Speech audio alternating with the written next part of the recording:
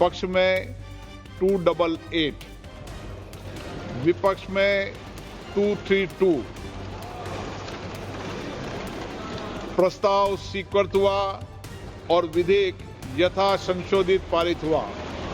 वक्फ संशोधन विधेयक लोकसभा में पास हो गया है। 12 घंटे से ज्यादा समय तक चली मैराथन चर्चा के बाद लोकसभा ने वक्फ संशोधन विधेयक 2025 को पारित कर दिया है। इस विधेयक के पक्ष में 288 और विपक्ष में 232 वोट पड़े। स्पीकर ओम बिरला ने चर्चा पूरी होने के बाद वोटिंग करवाई। इस दौरान बिल के पक्ष में 288 वोट पड़े, वहीं विरोध में 232 वोट पड़े। इस तरह से रात 2 बजे वक्फ संशोधन बिल लोकसभा में पास हो गया। वहीं आज का दिन बेहद अहम होने जा रहा है, क्योंकि आज वक्फ संशोधन विधेयक राज्यसभा में टेबल किया जाएगा। इसके बाद इस बिल को लेकर चर्चा होगी। विपक्ष का पूरा प्लान है कि आज राज्यसभा में इस बिल को पास ना करा पाए। मैं गांधी की तरह इस कानून को फाड़ता हूं। ये अनकॉन्स्टिट्यूशनल है सर। इस देश में झगड़े पैदा करने का काम बीजेपी करना चाहती है, मस्जिद और मंदिर के नाम पर। इससे पहले सदन में गौरव गोगोई, ओवैसी समेत कई सदस्यों की ओर से लाए गए संशोधन खारिज हो गए। वहीं बिल पर चर्चा के दौरान जहां सत्ता पक्ष के सांसदों ने बिल का समर्थन किया, तो वहीं विपक्षी सांसदों ने इस पर कड़ा ऐतराज जताया। इस दौरान कई मौकों पर हंगामा भी देखने को मिला।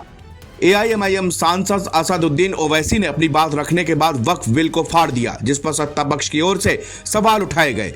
बीजेपी सांसद जगदम्बिका पाल ने इसे असंवैधानिक करार दिया। टेक योर सीट प्लीज माननीय सदस्य। माननीय सदस्यगण, शुद्धि के अद्यतन मत विभाजन का परिणाम इस प्रकार है। पक्ष में 288, विपक्ष में 232।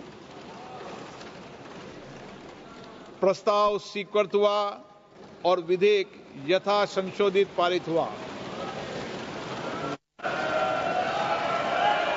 लॉबी खोल दी है माननीय सदस्य, लॉबी खोल दी है, लॉबी क्लियर कर दी है।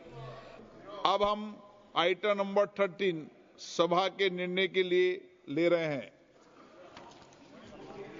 प्रश्न ये कि विधेयक पर विचार किया जाए। जो सदस्य इसके पक्ष में हाँ कहें, जो सदस्य विरोध में ना कहें। मेरे विचार में निर्णय हाँ वालों के पक्ष में, हाँ वालों के पक्ष में विधेयक पर विचार करने हेतु प्रस्ताव को स्वीकृत किया गया। अब सभा विधेयक पर खंडवार विचार करेगी। प्रश्न ये कि खंड 2 विधेयक का अंग बने। जो सदस्य इसके पक्ष में हाँ कहें, जो सदस्य विरोध में ना कहें। मेरे विचार में निर्णय हाँ वालों के पक्ष में, हाँ वालों के पक्ष में खंड 2 विधेयक का अंग बना। माननीय मंत्री जी, संशोधन संख्या 2। माननीय मंत्री जी, I move the amendments.